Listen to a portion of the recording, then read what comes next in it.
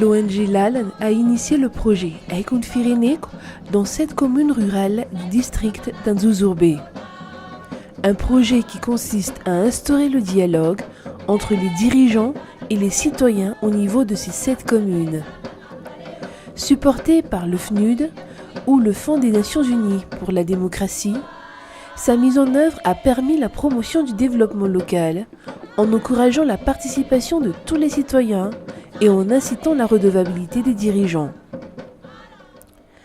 Ce processus de dialogue va aboutir à la mise en place officielle de la structure locale de concertation au niveau de ces communes au moment voulu par les autorités locales.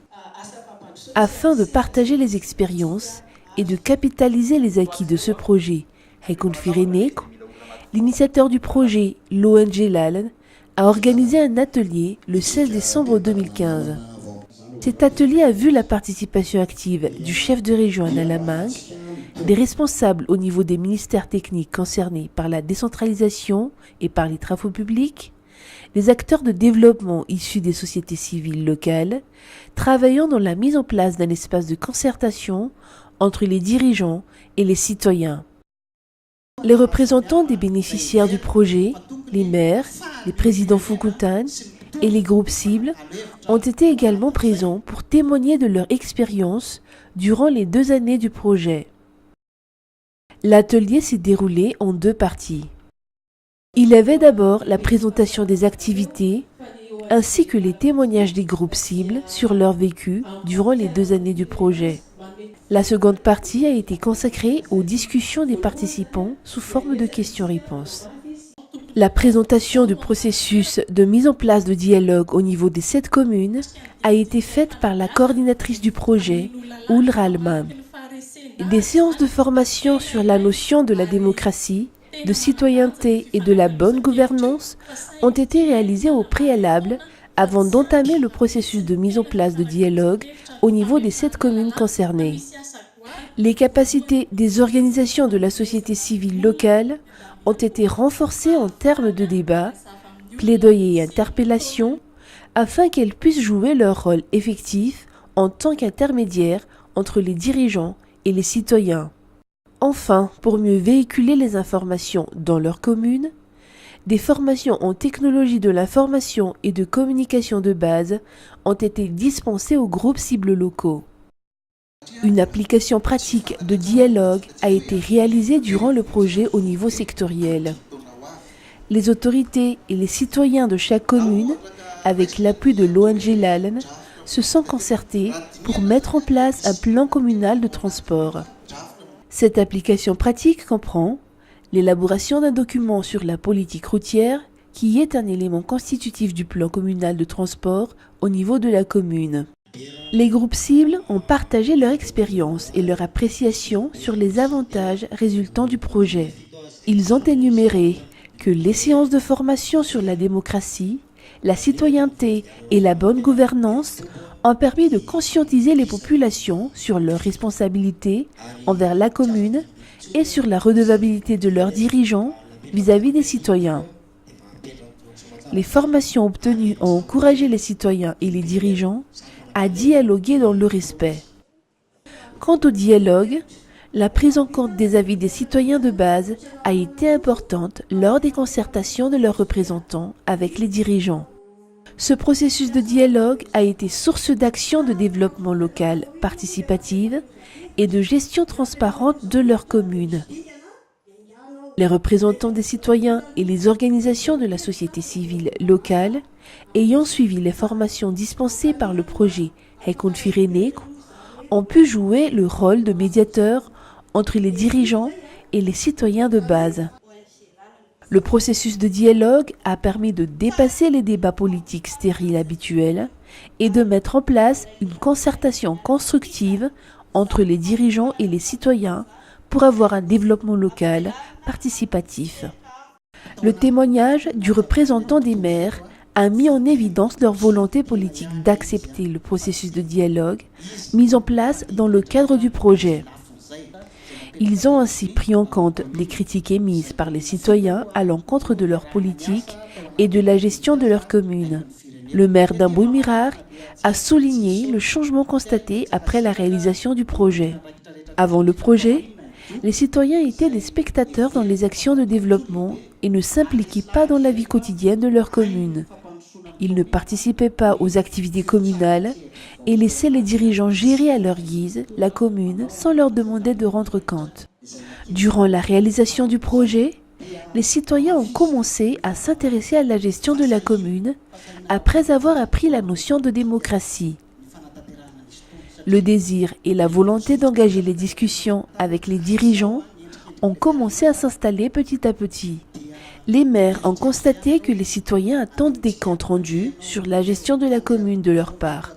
La mise en place du processus de dialogue a permis de faire participer les citoyens au développement durable de la commune.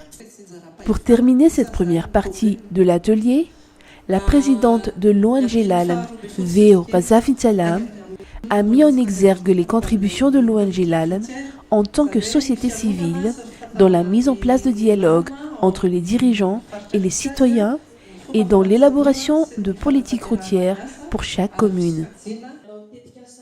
Deuxième partie de l'atelier, discussion sous forme de questions-réponses et débats entre les participants ont été engagés. La première question posée est: qui sont impliqués dans la mise en place de ce processus de dialogue au niveau de ces 7 communes? La coordinatrice du projet a expliqué les méthodes appliquées pour impliquer tous les citoyens dans l'élaboration de ce processus de dialogue.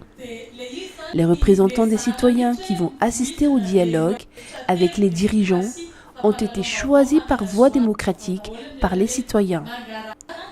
Toutes les catégories de genre, hommes, femmes, agriculteurs, jeunes, vulnérables, etc., ont participé au choix de leurs représentants. Les représentants des groupes cibles ont expliqué les démarches qu'ils ont effectuées au niveau de chaque village et Foucontaine pour choisir leurs représentants au dialogue au niveau communal. Une question concerne la mise en place de la structure locale de concertation au niveau de la commune. Qui va appuyer les autres communes rurales à la mise en place de cette structure s'il n'y a pas d'autres partenaires comme l'ONG LALAN pour aider ces communes? Le représentant de l'Office national de concertation sur la décentralisation a rappelé la loi sur la décentralisation et le décret d'application de la mise en place de la structure locale de concertation. Le chef exécutif de l'autorité décentralisée assure la création de cette structure par voie d'arrêté après délibération du conseil communal. Une des principales missions des maires et des conseillers communaux est de rassembler les forces vives de leur commune afin de constituer cette structure, même s'il n'existe pas de partenaires pouvant les appuyer. Une question concerne le fonctionnement de la structure locale de concertation. Il a été prévu que les membres de cette structure ne sont pas rémunérés car il s'agit d'une fonction de bénévolat. Comment fait-on pour motiver les citoyens habitant à une vingtaine de kilomètres du chef-lieu de la commune pour assister à des réunions de cette structure? Tous les participants à l'atelier sont d'accord sur l'importance de dialogue entre les dirigeants et les citoyens afin d'avoir une bonne gestion de la commune et de faire participer les citoyens au projet de développement initié par les autorités locales.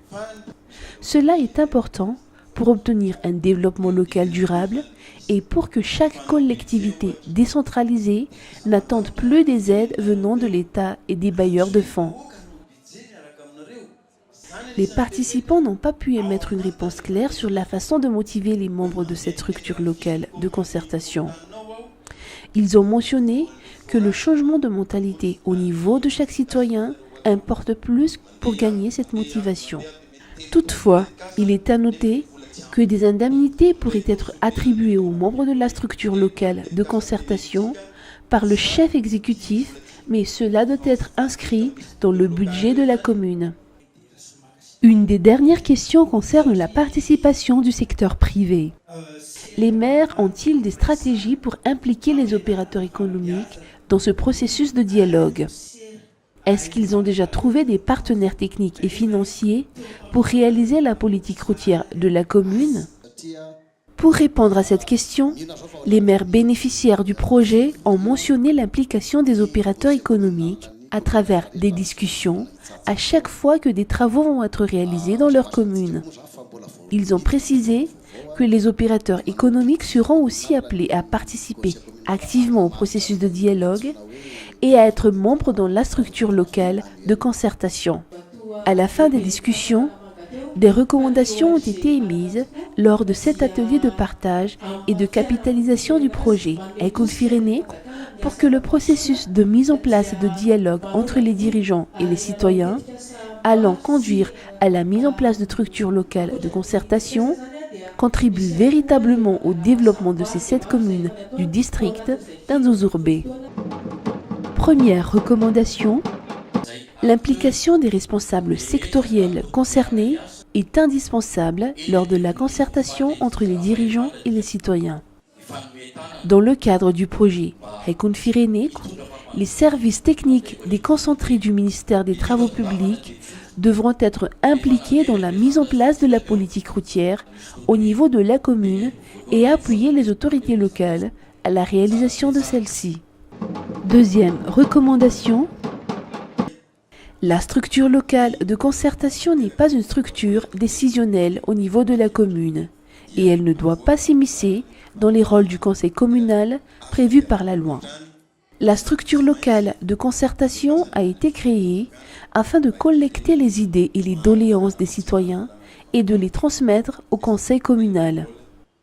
Elle sert aussi à impliquer les citoyens dans les actions de développement pour qu'il y ait appropriation des réalisations.